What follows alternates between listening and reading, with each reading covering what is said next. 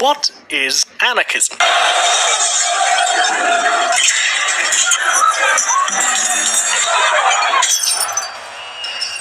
This is probably your interpretation. Truth is, it's not. If you picked up a copy of Webster, you probably think it's this: to be without rulers. Truth is, it's not. Anarchism is a formal, deeply long-rooted political thought, but what it basically comes down to is the abolition of all unjustified hierarchy. The roots of this tree go back a long, long time, as far back in some people's minds as primitive society. Some say the Greeks had anarchism, some say the Chinese had anarchism, but to make things simple, we're just going to be speeding right into here. It's the French Revolution, and people are pissed off, and it's the auditorium's kicking ass. But this video isn't about him, because he doesn't exist. This situation, however, was where anarchism in the modern, established form finally began. A lot of people during this era were thinking about stuff like, why are the poor poor and the rich rich? And what's with this new bourgeois class that's coming about? Some of these people were really influential and interesting. I suggest you check them out. Some are really influential, but weren't that interesting. And some are just spooks. But there was this one guy, Pierre-Joseph Proudhon, who looked like the illegitimate love child of Brian Blessed and Chris Hedges. And he's an anti-hierarchist, but that's too many syllables, so he mixes around the letters, goes up to his imaginary friend and says, "I'm an anarchist!" And that was really edgy at the time, because until this point, anarchy has always been known as... Anyway, in What is Property, he gives the outline of private property. That's capitalism, the form around which private property rests, and the state from which property is sustained. And he doesn't like this, and says that property is theft, by which he meant some property. And that makes everybody really pissed off. Except for Karl Marx, the two of them get along really well, then they don't. But Marx is still cool. Anarchists view private property as bad because the owner gets far more of his fair share of control over everything. Like owning an entire factory he barely uses, or owning an entire estate of land that he never touches, except for prancing around on a pony. But everyone else needs certain things to survive. Needs! But they don't own a forest, or a lake, or a farm full of pigs. So they need to work for the owners in order to buy those things, and pay the landlords in order to live on the land. They could own all these things together, but nah. Pierre's anarchism advocated something minor by today's comparison of it: mutually owned property. That means that the workers own the factories and the community owns the houses, and they still get to sell and distribute stuff to each other in a market. This is also known as mutualism, which most anarchists don't adhere to today, but most consider it pretty cool. Enter Mikhail Bakunin, who basically is Brian Blessed. And he's also an anarchist, but he doesn't like mutualism that much, so he starts up his own school, collectivism, which is basically a system of money without accumulation, so nobody can get as rich as Bill Gates. Michael goes to Lyon and tries to uprise it, but he fails. But later some hipster guys copied his ideas and led a successful uprising in Paris during the Franco-Prussian War. And for about 2 months everything was pretty darn cool. Then the Bloody Week happened. Oh boy. Bakunin lays down the groundwork for syndicalism, and in the 70s, he along with other theorists with similar views established anarchism as a trademark name during the First International Working Men's Association. Then Marx kicked them out. But Marx is still cool. For a few years, everything goes fairly quiet, but then another white guy comes along, Peter Kropotkin, and he looked at Mikhail's ideology and thought, you what, mate? Well-being for all.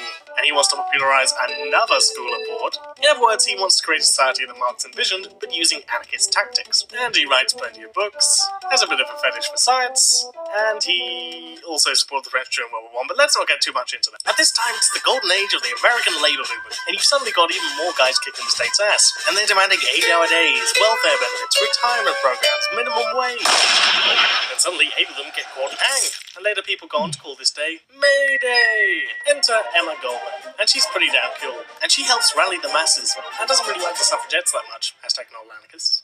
It's 1917 now, and America enters World War I despite saying they wouldn't, and Emma screams, "Don't sign up!" resulting in her imprisonment for 2 years in exile to her native Russia. And thus we enter the era of revolution in Europe. Yes, everybody's having revolutions to one extent or another. Oh, did we mention that Russia's having one too? Well, at that time, the Bolsheviks had taken power. But over in Ukraine, there was a young peasant boy called Mr. Magno, who wore a really funny hat. Well, he helped band together a group of peasants under platformism, made a really cool flag, and led the army to defend an area that became known as the Free Territory of Ukraine, with the help of a really cool machine gun carriage. And together the Black Army destroys the White Army with a little bit of help from the Red Army. All was well for a few days after that, but then Lenin sends down 300,000 troops and the Black Army is destroyed. Magno flees to Romania, then France, then dies.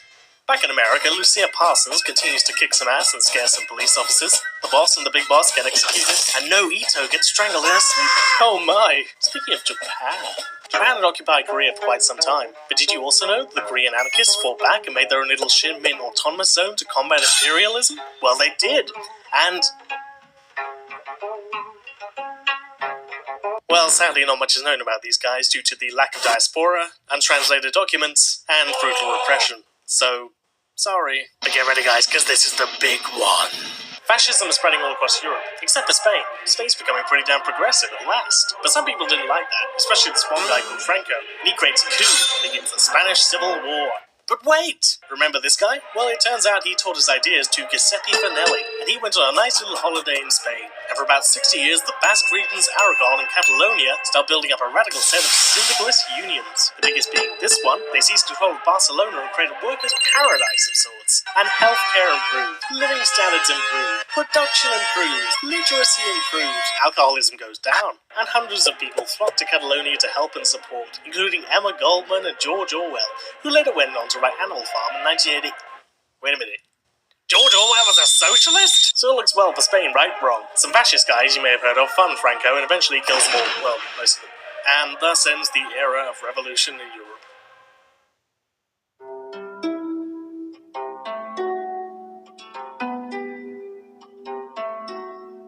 So, for a long time, anarchism goes pretty darn quiet, and World War II re-energizes national pride in the victorious nations, not to mention all the free stuff they're getting. A few theorists do make a prominence still, like Chomsky the Mild and Bookchin the Eccentric. Punk makes its mark, and hipster anarchism begins. There are still some social democratic worker movements, but they all get crushed by the neoliberal reforms of the 1980s. But it's not all doom and gloom. In Germany, the squatter movement founds the famous Black Bloc tactic.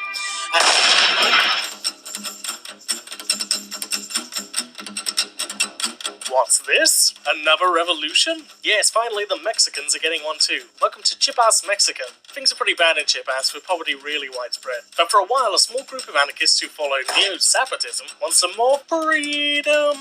They name themselves the Zapatista Army of National Liberation, named after this guy.